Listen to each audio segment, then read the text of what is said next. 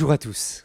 Nous sommes très heureux d'être ensemble aujourd'hui pour apporter un culte au Seigneur et suivre un culte ensemble, être connectés ensemble. Alors il est vrai que jusqu'à présent, nous avions suivi ensemble les cultes avec MLK, où le pasteur Yvan, dans cette série sur Joseph, nous a fortement encouragés et nous avons passé déjà des moments formidables.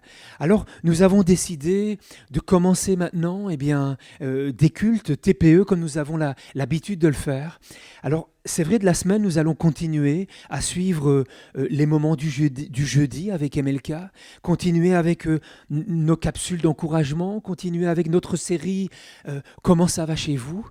Et aujourd'hui, aujourd'hui c'est particulier, c'est dimanche. Et nous allons nous réjouir ensemble. Alors, l'équipe Louange a préparé pas mal de choses. Ils sont prêts. Je vais leur laisser la place. Et nous allons louer le Seigneur ensemble. Amen.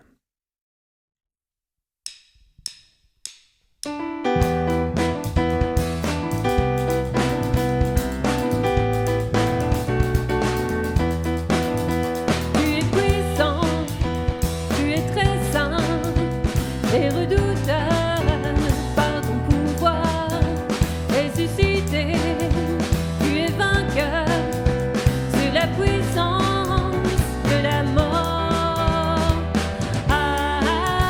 Alléluia, soyons dans la joie. Alléluia, soyons dans la joie. Car tu es puissant, tu es très saint et redoutable par ton pouvoir. Ressuscité, tu es vainqueur sur la puissance de la mort. Alléluia, soyons dans la joie. Alléluia, soyons dans la joie.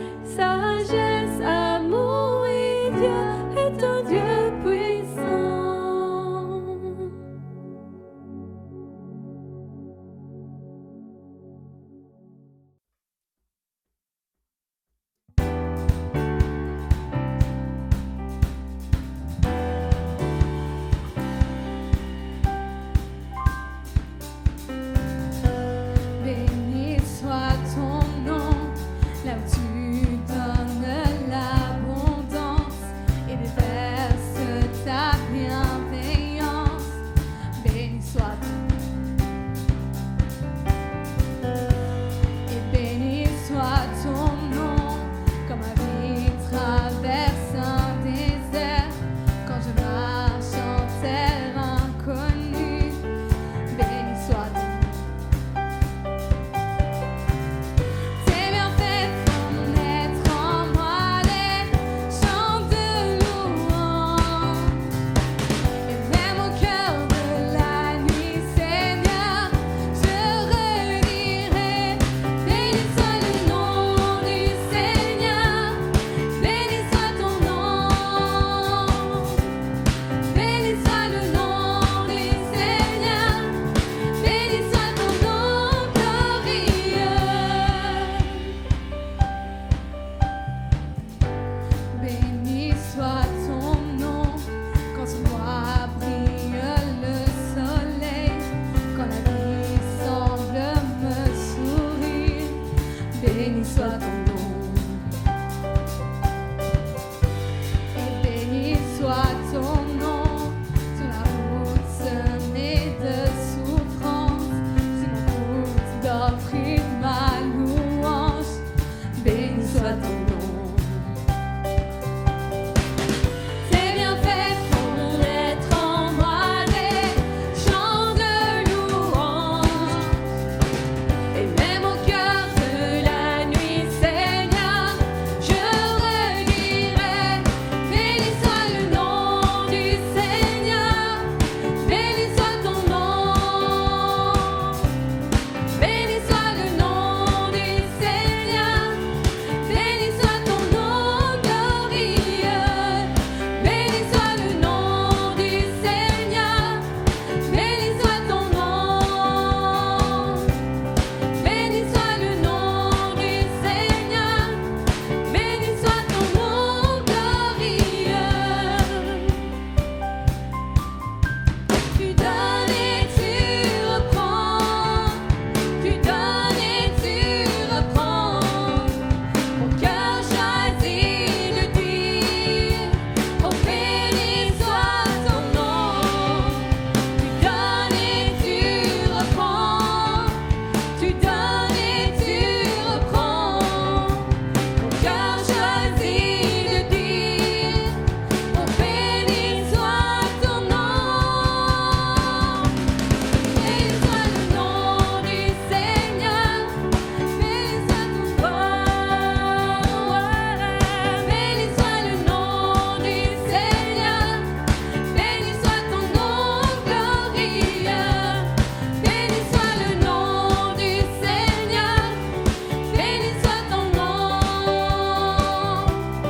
Béni soit le nom du Seigneur, béni soit ton nom glorieux.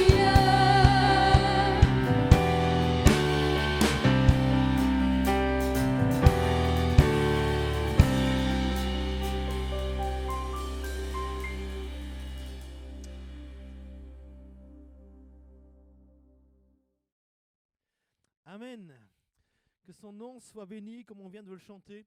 Un grand merci à l'équipe de louanges qui nous a conduits ce matin dans ces chants merveilleux et on les retrouvera un peu plus tard à la suite du message.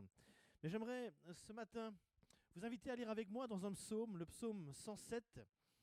On n'aura malheureusement pas le temps de le lire dans son entièreté, de le parcourir dans son entièreté, mais on va aller directement à l'essentiel. Donc, psaume 107, verset 1er. Et voici ce que nous dit le psalmiste. Louez l'Éternel, car il est bon. Oui, sa bonté dure éternellement. Louez l'Éternel, car il est bon. Oui, sa bonté dure éternellement. Et vous allez voir bien que tout ce psaume veut nous assurer d'une chose ce matin, c'est que Dieu est bon. Dieu est bon. Alors c'est peut-être un peu bizarre bien, de dire cela alors que nous vivons un temps de crise. Et pour certains, ce matin, c'est peut-être quelque chose d'assez difficile à dire dans la situation dans laquelle nous sommes, alors que nous sommes confinés dans nos maisons, alors que des milliers de personnes sont dans la maladie, certains peut-être même dans le deuil, alors que des milliers de familles sont peut-être aussi dans une situation financière catastrophique suite à la perte d'un emploi. Pouvoir dire que Dieu est bon dans ces circonstances-là, bien c'est peut-être quelque chose de difficile pour certains ce matin. Alors j'aimerais que chacun, chacune, puisse véritablement bien euh, réaliser combien Dieu est bon et combien Dieu nous aime aujourd'hui, peu importe les circonstances que nous traversons. Alors dans ce psaume qui va nous occuper ce matin, on va retrouver 4 parties, on va le couper en 4 sections, dans lesquelles eh bien, on va rencontrer une population qui va se retrouver dans de grands dangers, mais on va voir surtout aussi comment Dieu va les délivrer. Alors on y va directement, verset 4. Il est dit, ils erraient dans le désert, ils marchaient dans la solitude, sans trouver une ville où ils puissent habiter. On est ici en présence de personnes pour qui on ne sait pour quelle raison bien se sont retrouvées dans le désert. Et le texte nous dit au verset 5, ils souffraient de la faim et de la soif, leur âme était languissante. Vous savez, la faim, la soif, lorsque vous êtes dans le désert, c'est synonyme d'un grand danger. On dit que l'on peut survivre 30 jours sans manger, mais seulement 3 jours sans boire. Et sous la chaleur torride du soleil, du désert, cela peut évidemment aller beaucoup plus vite. Alors il nous est dit que leur âme était languissante. Languissante. Et ça peut se comprendre. Quand on est là dans un désert, en ayant faim, en ayant soif, eh bien, c'est l'âme qui est languissante. Et être languissant, c'est être dans un état d'affaiblissement physique. C'est souffrir de quelque chose et en dépérir. C'est aussi attendre impatiemment quelqu'un ou quelque chose de désiré et souffrir. Il y a donc cette notion de souffrance qui est là pour ces personnes qui traversent le désert. La souffrance est bien présente. Et on pourrait bien dire qu'ils sont quelque part là à la recherche de quelque chose. En l'occurrence ici, une ville habitable où ils vont pouvoir retrouver un certain confort, de quoi se nourrir, de quoi boire, de quoi se reposer. Et dans cette recherche, dans cette attente de cette chose désirée, il y a un état d'affaiblissement qui s'installe, un état de souffrance. Et peut-être que ce matin, c'est le cas de plusieurs. Peut-être que tu es là dans l'attente de quelque chose que tu désires depuis un certain temps, quelque chose que tu as peut-être demandé à Dieu, mais qui tarde à venir. Et dans l'attente interminable, tu es là dans un état de faiblesse, de souffrance aujourd'hui. Je ne sais pas ce qui te fait souffrir. Mais le texte me dit au verset 6, « Dans leur détresse, ils crièrent à l'Éternel et il les délivra de leur angoisse. » Verset 7, « Il les a conduits par le droit chemin pour qu'ils arrivassent dans une ville habitable. » Verset 9, « Car il a satisfait l'âme altérée, il a comblé de biens l'âme affamée. » Et cela me rappelle l'histoire du peuple hébreu qui lui aussi va faire une traversée du désert. Un peuple qui va connaître dans cette traversée la faim et la soif. Et la Bible me dit qu'à un moment donné, ils ont crié à Dieu. Un peu comme dans ce passage, dans ce psaume où il est dit que dans leur détresse, ils crièrent à l'Éternel. Et lorsqu'ils ont crié à Dieu dans le désert, Dieu les a entendus. Et Dieu va pouvoir d'une manière extraordinaire, d'une manière miraculeuse, en envoyant la manne comme nourriture, en envoyant des cailles, en leur donnant de l'eau au travers du rocher également. Dieu pourvoit à leurs besoins d'une manière extraordinaire. La Bible nous dit que quand un malheureux crie, l'Éternel l'entend et il le sauve de toutes ses détresses. Et pour ces gens qui étaient là dans le désert, leur besoin c'était la faim, c'était la soif, c'était de trouver un endroit habitable. J'ai envie de poser cette question aujourd'hui pour toi, mon frère, ma sœur. Toi qui écoutes ce message sur le net, quel est ton besoin ? Quel est ton besoin aujourd'hui ? Quel est le besoin à satisfaire ? Quel est le besoin à combler ? Quelle est la chose que tu désires ? Dans leur détresse, ils crièrent à l'Éternel et il les a délivrés de leur angoisse. Et ce matin, tu peux toi aussi, quel que soit ton besoin, tu peux crier à l'Éternel afin qu'il te délivre de toutes tes angoisses. Deuxièmement, verset 10, Il est dit que ceux qui avaient pour demeure les ténèbres et l'ombre de la mort vivaient captifs dans la misère et dans les chaînes. Ici, ce sont des gens qui vivaient dans les ténèbres, nous est-il dit, et dans l'ombre de la mort. Et l'image qui ressort de cela, c'est celle d'une prison. La preuve, c'est qu'il nous est dit qu'il vivait captif dans la misère et dans les chaînes. Et quand on est dans les chaînes, c'est qu'on est bien quelque part dans un état d'esclavage, on est dans un état de prisonnier. Et le verset suivant nous dit pourquoi ils sont dans cette situation-là. Verset 11, parce qu'ils s'étaient révoltés contre les paroles de Dieu, parce qu'ils avaient méprisé le conseil du Très-Haut. Dans le désert, rappelez-vous, on ne sait pas pourquoi les gens se sont retrouvés là. Est-ce que c'était un mauvais choix, un mauvais parcours? On ne sait pas. Mais ici, on sait. On sait pourquoi ils sont là dans cette situation. Et le texte nous dit que c'est parce qu'ils s'étaient révoltés contre les paroles de Dieu. Ils s'étaient révoltés contre les paroles de Dieu. Se révolter, c'est refuser d'obéir. Refuser d'obéir à quelqu'un, c'est contester son autorité. Une révolte, c'est faire quelque chose alors que l'on sait que l'on ne doit pas le faire et inversement. C'est ça une révolte. C'est une action volontaire contre l'ordre qui a été donné. Rappelez-vous d'Adam et Ève lorsqu'ils sont dans le jardin d'Éden. Dieu va leur donner un ordre. Il y a un ordre qui est donné. Et Dieu va dire à Adam, tu pourras manger les fruits de tous les arbres du jardin, mais tu ne mangeras pas le fruit de l'arbre de la connaissance du bien et du mal, parce que le jour où tu en mangeras, tu mourras, c'est certain. Voilà l'ordre donné. Et malheureusement, bien, on connaît la suite de l'histoire. Il nous est dit que la femme va voir l'arbre qui était porteur de fruits bons à manger, agréable à la vue, précieux pour ouvrir l'intelligence. Elle va en prendre, elle va en manger, et elle va en donner également à son mari qui est à côté d'elle, et lui aussi va en manger. Ils se sont quelque part révoltés contre la parole de Dieu. Et pire encore, ils ont méprisé le conseil du Très-Haut. Dieu les avait conseillés. Dieu leur avait dit ce qu'il fallait faire, ce qu'il ne fallait pas faire. Et parfois, on est comme cela. On sait qu'il ne faut pas le faire, mais on le fait quand même. On désobéit à l'ordre donné. C'est une action volontaire contre l'ordre qui nous est donné. Vous savez, il y a parfois des gens qui font des choix de vie, qui malheureusement sont destructeurs. Des choix de vie qui sont toxiques pour eux-mêmes et parfois même pour leur entourage. J'ai ici le témoignage d'un jeune homme de 22 ans qui dira « Avant j'étais un grand voleur et cela a commencé très tôt et cela a duré jusqu'au lycée.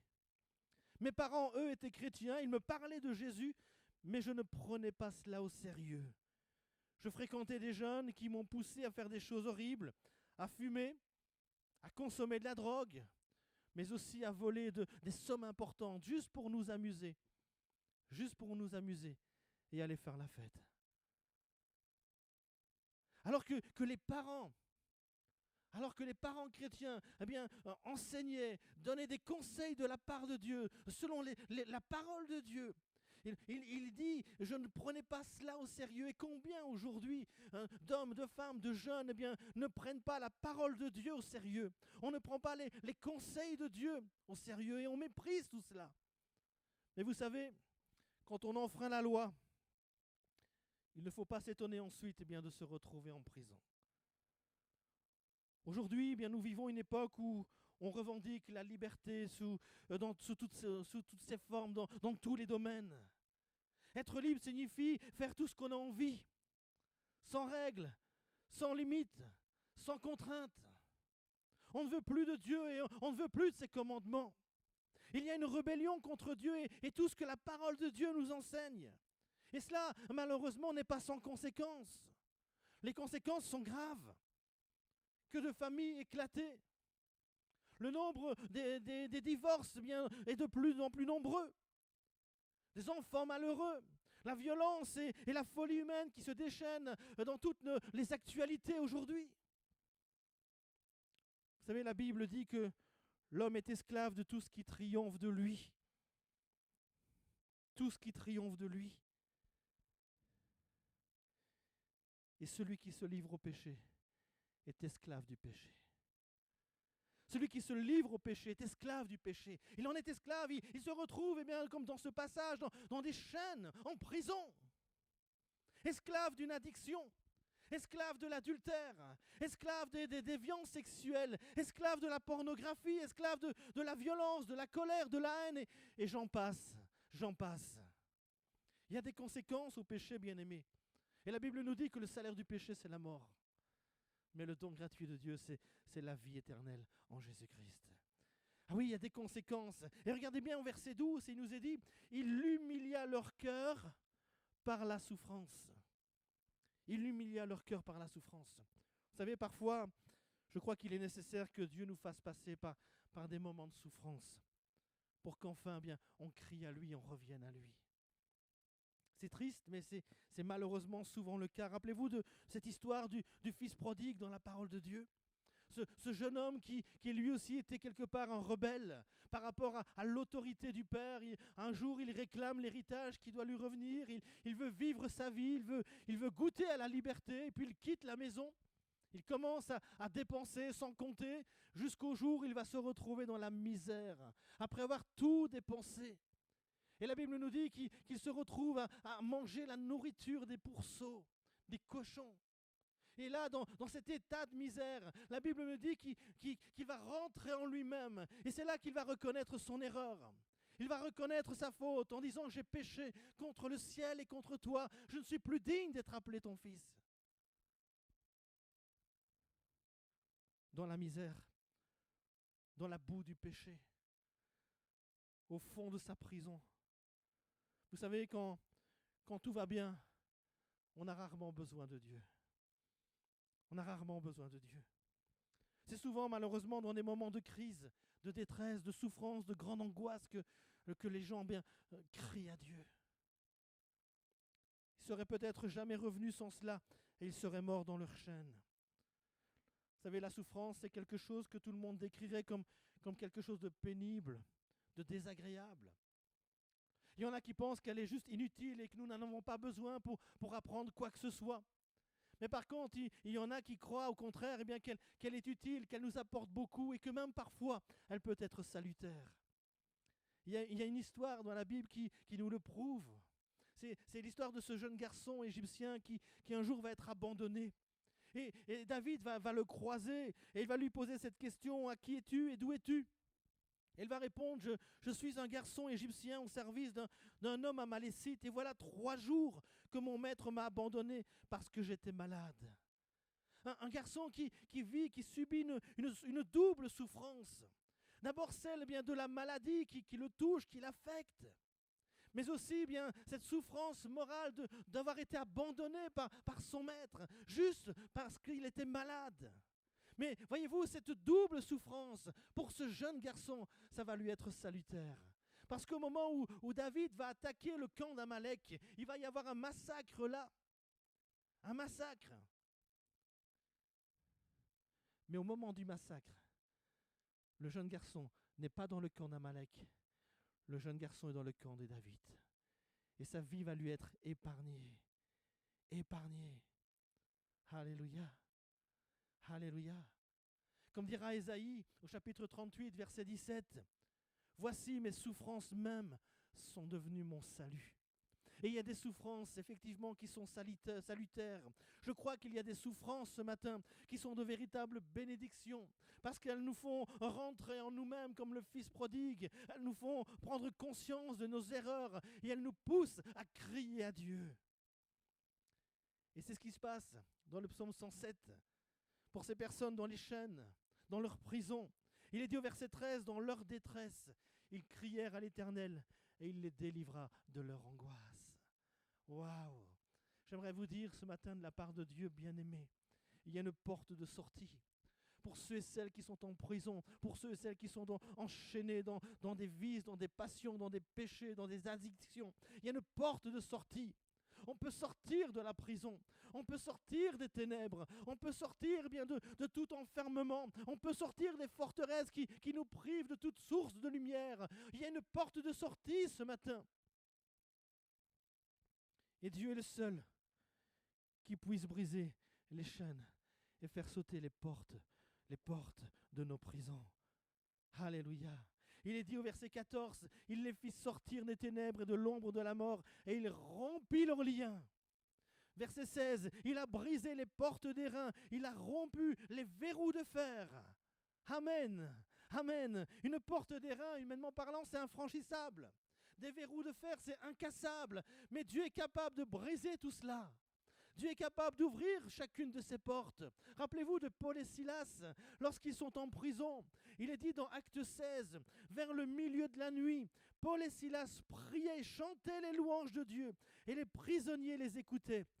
Tout à coup, il y eut un tremblement de terre si violent que les fondations de la prison ont été ébranlées. Toutes les portes sont immédiatement ouvertes et les liens de tous les prisonniers ont été détachés. Gloire à Dieu. Waouh! Dieu a secoué les murs de la prison avec Paul et Silas. Et je crois que de la même manière, ce matin, il peut secouer les portes de ta prison. Il peut secouer les portes de ta prison. Il peut faire sauter les verrous. Il peut casser, il peut briser les chaînes. Que Dieu soit béni. Troisièmement, on est allé dans le désert, on a fait un tour ensuite par la prison. On va maintenant passer par l'hôpital et on va aller rendre visite à des malades sur leur lit de mort. Et il est dit au verset 17, les insensés, par leur conduite coupable et par leurs iniquités, s'étaient rendus malheureux. Leur âme avait en horreur toute nourriture et ils touchaient aux portes de la mort. Ici, on nous parle de personnes qui se sont rendues malheureuses. Remarquez, on ne les a pas rendues malheureuses, elles se sont rendues elles-mêmes malheureuses. Et le texte les appelle des insensés, autrement dit des fous, ceux qui sont contraires au bon sens. Et j'ai envie de vous poser cette question. Est-ce qu'il ne nous arrive pas parfois, nous aussi, d'avoir des comportements que l'on pourrait qualifier de fous, de folie, de complètement absurde? C'est une bonne question. Hein? Est-ce qu'il ne nous arrive pas parfois, nous aussi, d'avoir des comportements de complètement fous? Regardez bien, j'ai quelques images avec moi ce matin. Regardez bien la première, quand tu pensais que ça allait rentrer. Je ne sais pas si ça vous est déjà arrivé, mais sur le parking d'IKEA, bien souvent, moi, c'est ma grande angoisse. Hein, quand mon épouse me dit « oui, ça va rentrer », moi je lui dis « je ne suis pas sûr ». « Oui, ça va rentrer ». « Non, je ne suis pas si certain. Hein? Et puis là, voilà, quand tu penses que ça va rentrer. Regarde bien la suivante. Quand tu as décidé de te garer sur un lac gelé.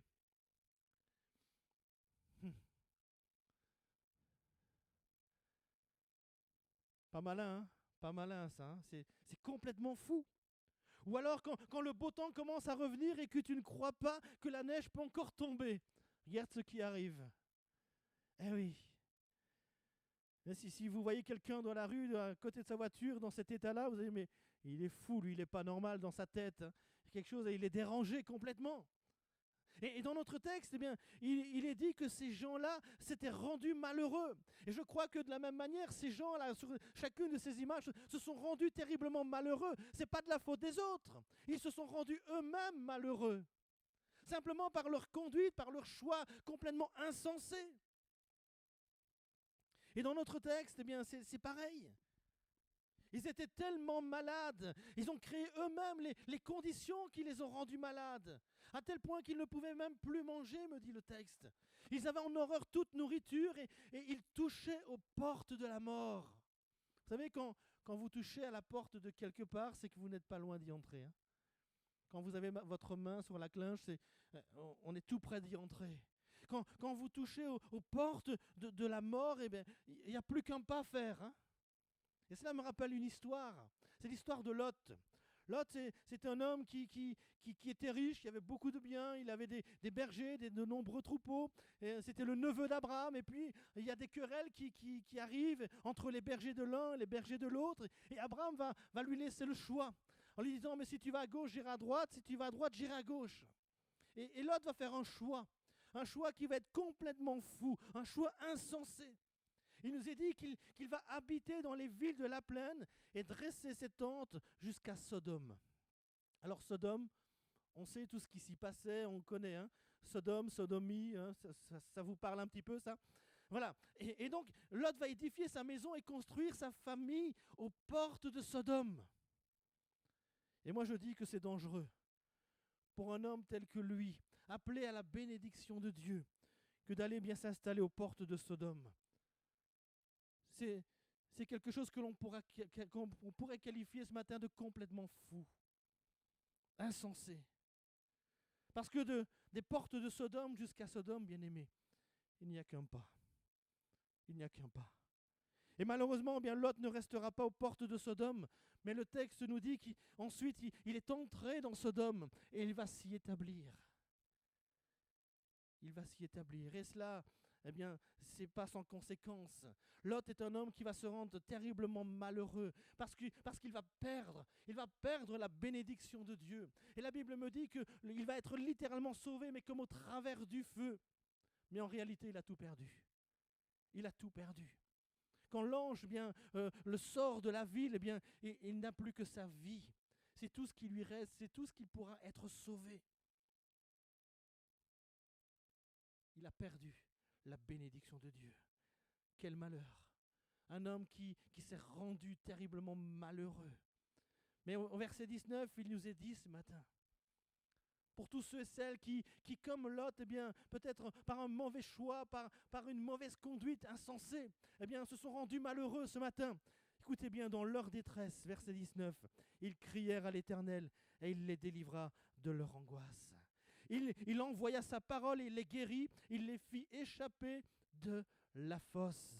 Amen, amen. Ah, on était déjà prêt à les enterrer, on avait tout préparé, le trou était creusé, il n'y a plus qu'à les déposer dedans. Mais ils y ont échappé. Gloire à Dieu. Alors oui, il y a des conduites, il y a des comportements, il y a des choix qui sont des conséquences terribles, qui ont des conséquences terribles. Et ces conséquences, eh bien, elles nous rendent terriblement malheureux. Peut-être y a-t-il des personnes ce matin terriblement malheureuses qui entendent ce message. Peut-être des personnes qui sont portes de la mort. Il y a un mal-être si terrible qui est là et peut-être que plusieurs ont déjà pensé à la mort. Mais que la Bible dit, quand un malheureux crie, l'Éternel l'entend et il le sauve de toutes ses détresses. Et ici, de la même manière, dans leur détresse, ils crièrent à l'Éternel et il les délivra de leur angoisse. Il envoya sa parole et il les guérit. Il y a une guérison pour ton mal-être ce matin. Il y a une guérison pour ton mal-être ce matin. Et finalement, après le désert, après la prison, après l'hôpital et ces gens malades aux portes de la mort, on va faire un tour sur la mer, si vous voulez bien.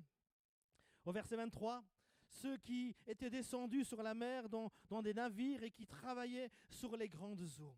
Alors, on ne sait pas trop bien s'ils étaient sur la mer en tant que pêcheurs, en tant que commerçants, mais en tout cas, ce sont des professionnels. Et on peut penser des professionnels de la navigation parce qu'il nous est dit que ce sont des gens qui travaillaient. La mer, c'est leur lieu de travail. Et donc, ils connaissent la mer, ils connaissent les difficultés de la mer également.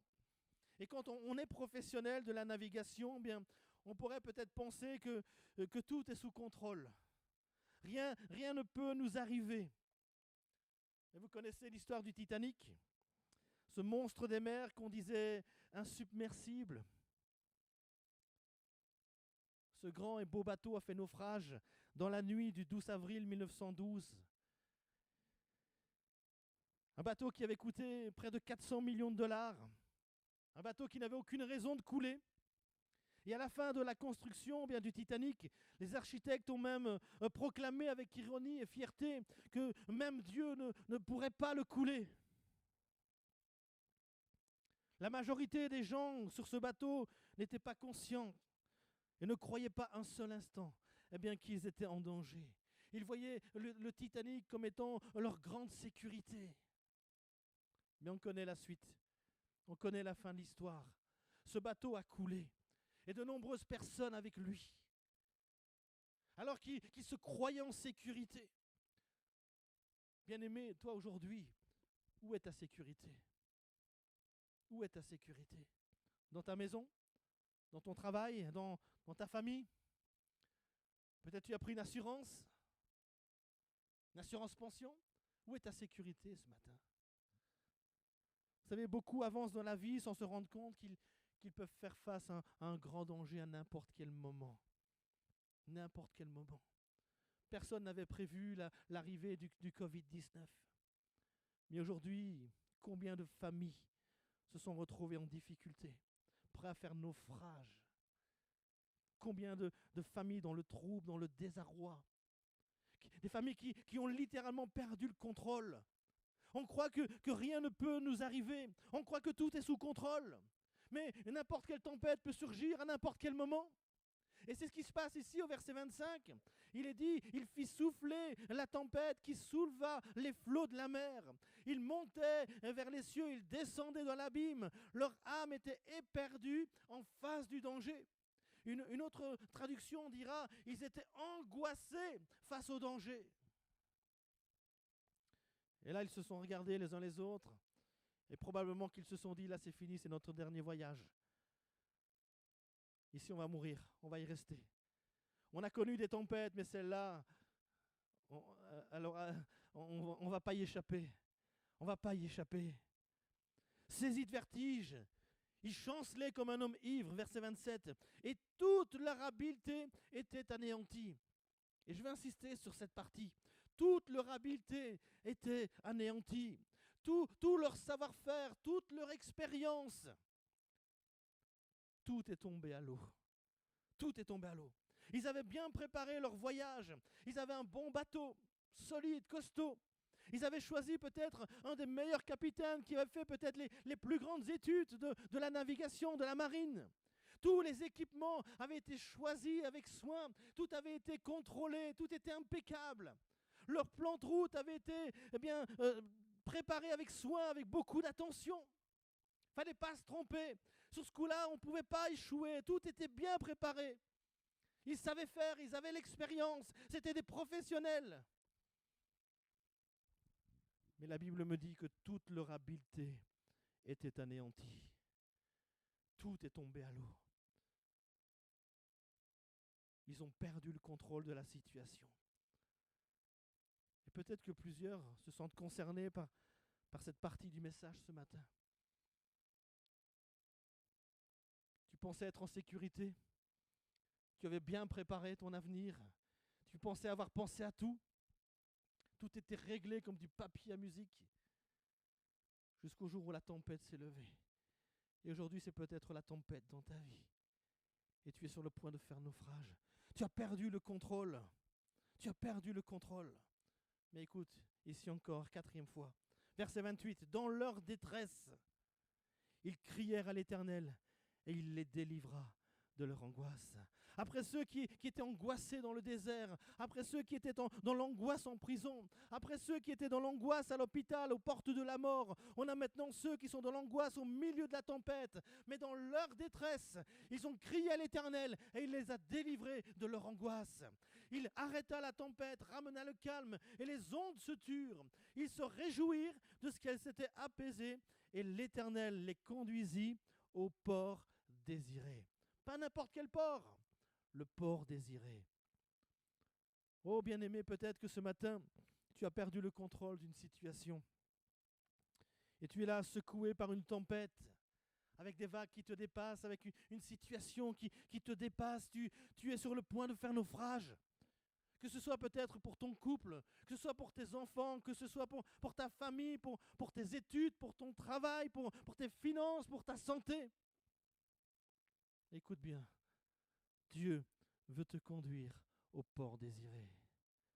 Dieu veut te conduire au port désiré ce matin.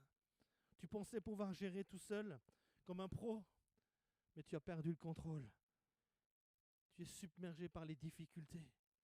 Alors dans ta détresse ce matin, crie à l'Éternel. Crie à l'Éternel. Crie à celui qui peut ramener le calme maintenant pour ton couple. Crie à celui qui peut ramener le calme avec tes enfants, avec ton travail, avec tes finances, avec ta santé. Quel est le port désiré? Quel est le port désiré pour toi aujourd'hui? Oh, il faut peut-être laisser le gouvernail. Il faut peut-être laisser le contrôle. Mais il est celui qui peut mettre fin à la tempête en un instant. En menaçant le vent, silence, tais-toi. Et le calme revient. Ne t'obstine pas ce matin à croire que tu peux t'en sortir tout seul, mais tu as besoin de celui qui a le contrôle sur la mer, sur le vent, celui qui a le contrôle sur toute chose ce matin. Alors, je termine, je conclus. 4 fois, dans 4 situations de danger, il nous est dit, dans leur détresse, ils crièrent à l'Éternel et il les délivra de leur angoisse. Que ce soit en prison, que ce soit dans le désert, que ce soit aux portes de la mort, dans la maladie, à l'hôpital, que ce soit dans la tempête ce matin. Dans leur détresse, ils crièrent à l'Éternel et il les délivra. Et remarquez, à 4 reprises, il nous est dit qu'il loue l'Éternel pour sa bonté et pour ses merveilles en faveur des fils de l'homme. Hein? Je disais en commençant que Dieu est bon, et voilà, on a vu la bonté de Dieu se manifester dans chacune des situations, dans chacun de ces dangers. Il y a eu cette intervention divine qui les a sauvés, qui les a délivrés de leur angoisse. Et ce matin, eh bien, Dieu est le même, c'est le même Dieu. Dieu est disposé, remarquez, il est dit qu'il loue l'Éternel pour sa bonté, pour ses merveilles en faveur des fils de l'homme. Et j'aime beaucoup ici le mot faveur.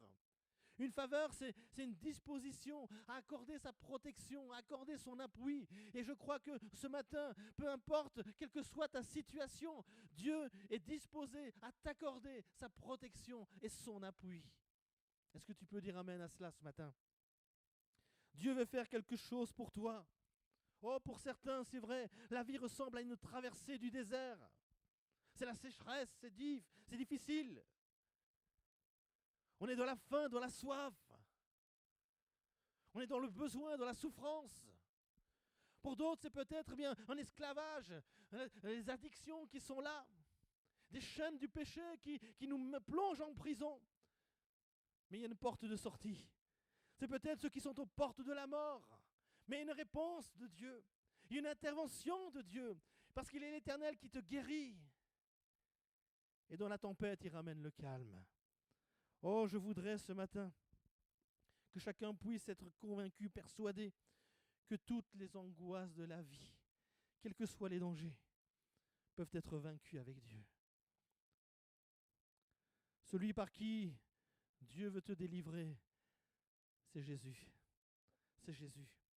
Jésus est venu lui-même sur la terre et lorsqu'il était ici-bas, il a lui-même connu l'angoisse. Alors qu'il était aux portes de la mort, à quelques heures d'être crucifié, il dira qu'il a aussi été saisi d'angoisse. Et c'est par ce Jésus-là que tu peux sortir de ton mauvais état ce matin.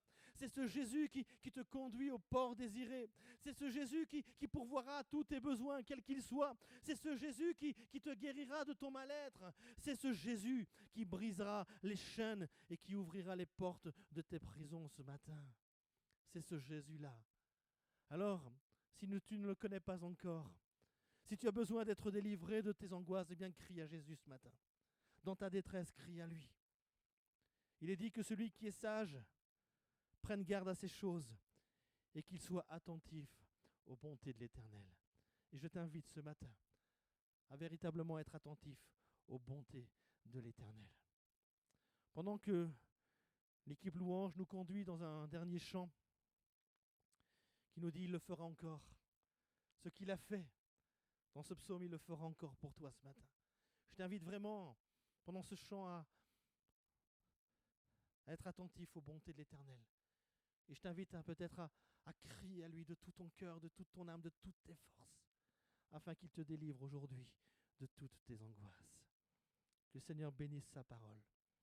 Amen.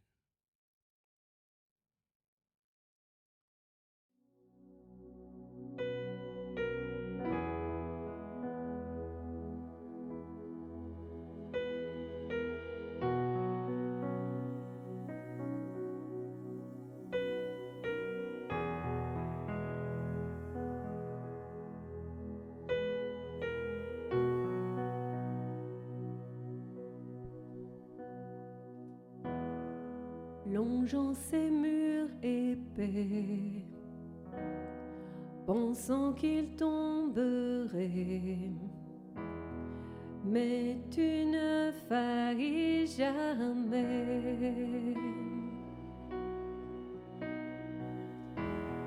J'attends le changement, conscient de ta victoire, mais tu ne faillis jamais.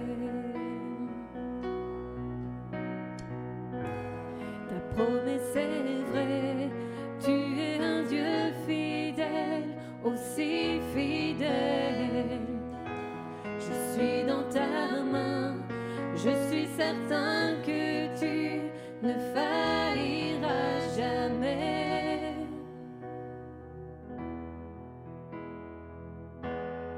La nuit ne durera pas, ta parole agira, mon cœur chantera tes louanges.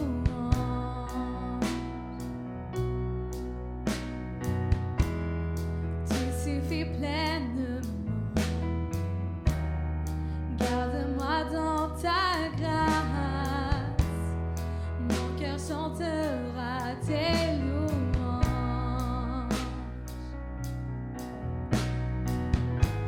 Ta promesse est vraie, tu es un Dieu fidèle, aussi fidèle.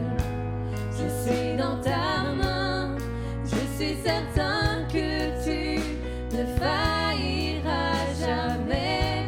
Ta promesse est vraie, tu es un Dieu fidèle, aussi fidèle. Je suis dans ta main, je suis certain que tu ne failliras jamais. Tu ne faillis jamais.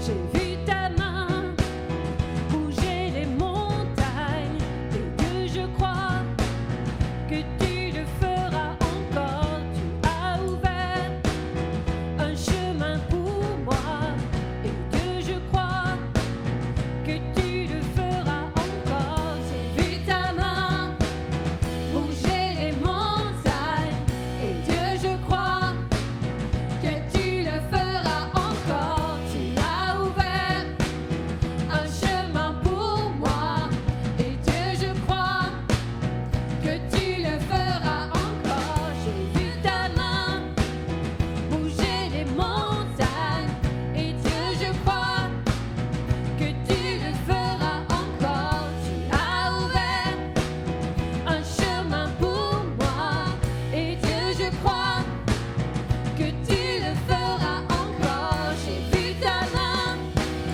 bouger les montagnes, et Dieu, je crois que tu le feras encore. Tu as ouvert un chemin pour moi, et Dieu, je crois que tu le feras encore.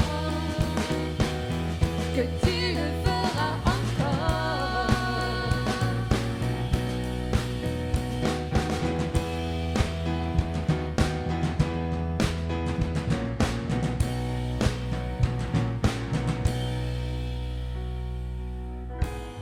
Ta promesse est vraie, tu es un Dieu fidèle, aussi fidèle. Je suis dans ta main, je suis certain que tu ne failliras jamais. Ta promesse est vraie, tu es un Dieu fidèle, aussi fidèle. Je suis dans ta main, je suis certain que tu ne failliras jamais. Tu ne faillis jamais, et je n'oublierai pas. Tu ne faillis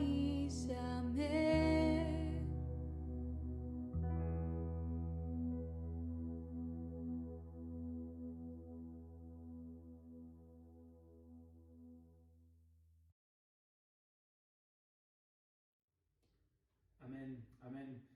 Le chant qui vient d'être dit, tu ferais un chemin, va vraiment bien avec la prédication que le pasteur Bernard vient de nous donner. Et dans d'autres circonstances, on se serait dit qu'on aurait bien prié ensemble parce que ce qui a été dit peut peut-être nous toucher. Il y a des situations qui ont été dites, des mots qui ont été dits, qui ont peut-être fait résonner des choses dans nos cœurs qui sont peut-être un petit peu difficiles à gérer. Et on ne veut pas simplement faire la transition vers la Sainte Seine, bien sûr on est en train de la faire, mais sans prier avec vous, sans prier ensemble la communauté du TPE. Alors on va juste prendre un moment ici pour prier, et je vous encourage, vous qui êtes à la maison, simplement de parler avec votre papa, simplement parler avec Dieu, parler avec Jésus, de prier, de lui apporter ces situations qui sont difficiles, et de pouvoir simplement laisser au trône de sa grâce ce qui doit être fait, et on va prier ensemble. Amen.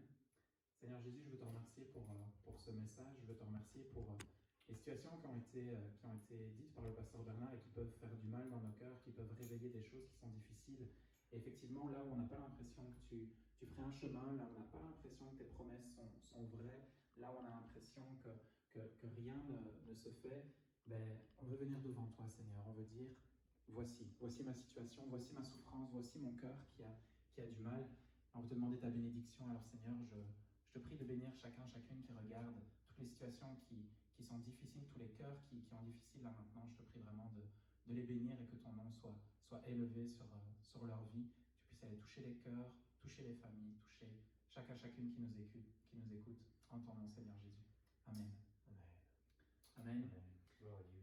On va passer au temps de Sainte Seine ensemble. Amen. Et il est vrai que peut-être à l'écoute effectivement de ce qui a été dit, ben, vous vous sentez pas trop digne, pas trop digne de prendre cette Sainte Seine, de venir auprès du Seigneur, mais souvenez-vous qu'il y a quelque chose que le pasteur Bernard a dit qui est vraiment important, c'est que la solution c'est Christ, la solution c'est Jésus, que son amour, il est bien là pour nous, le chant l'a dit également, et ne vous sentez pas de côté, ne vous sentez pas mis de côté. On l'a répété maintes et maintes fois quand on était au TPE ici physiquement, que la table du Seigneur, c'est la table du Seigneur, c'est une table d'accueil, une table d'hospitalité, une table d'amour, où on peut venir près de lui, tout déposer, faire table rase, demander pardon, se rappeler de son sacrifice effectivement, car c'est ça la Sainte Seine, c'est se rappeler de son sacrifice à la croix, se rappeler que son corps a été brisé, que son sang a été versé, c'est ce que ces éléments symbolisent, qu'on va prendre ensemble.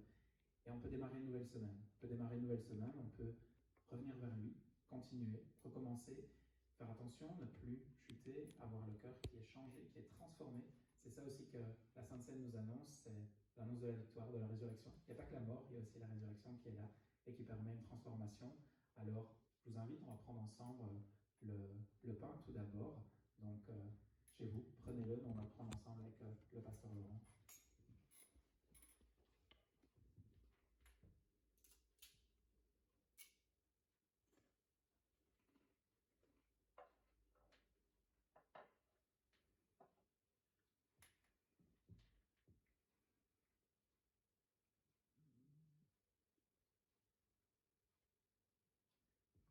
On va également prendre le vin ensemble, le jus de raisin, et se rappeler que son sang il a été versé pour nous, que son sang il couvre toutes choses, il couvre toutes nos vies, et qu'en lui on est vainqueur, en lui il y a la victoire, et en lui on peut se reposer, on peut mettre notre encre en lui. Amen. Prenons le vin ensemble.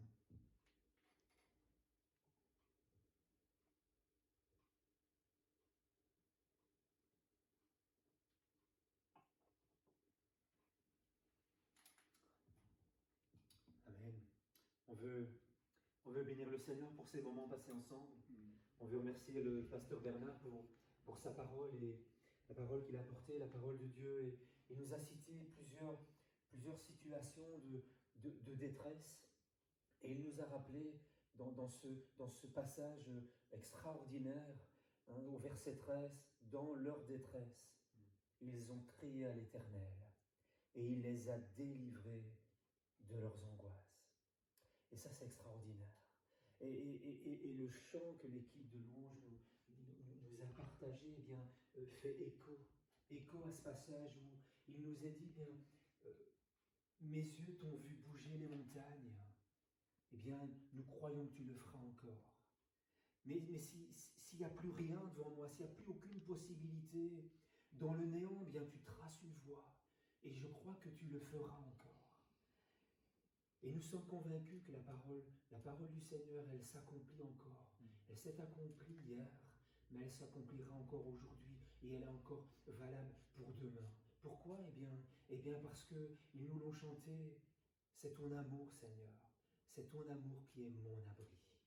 C'est ton amour qui chasse au loin ma peur. C'est dans ton amour que je peux me réfugier. Que le nom du Seigneur soit béni. Amen. Alors, avant de se quitter, je vous donne juste quelques communications, quelques informations. Je vous rappelle qu'il est toujours possible de pouvoir verser vos dîmes et vos offrandes sur le compte de l'Église. Vous avez déjà reçu les informations, mais elles sont rappelées ici en bas à l'écran. Vous voyez le numéro de compte défiler. Donc, n'hésitez pas à utiliser la technologie aussi pour ça. Et continuez à bénir Dieu, à bénir l'Église. Les projets de l'Église continuent. Je vous donne une première information en primeur. Notre projet est en train de se finaliser au niveau de l'architecte. Donc on avance à grands pas vers l'étape numéro 2. Alors continuons à bénir le Seigneur et à semer dans le royaume. Alors je vous embrasse, nous vous embrassons et sommes heureux d'avoir passé ce temps béni avec vous. Et on vous fixe déjà rendez-vous de la semaine pour les différentes capsules, les différents moments d'encouragement, notre série Comment ça va chez vous et tous les autres projets que nous sommes en train de mettre en route. Et évidemment, dimanche prochain pour un prochain culte en ligne, soyez richement bénis.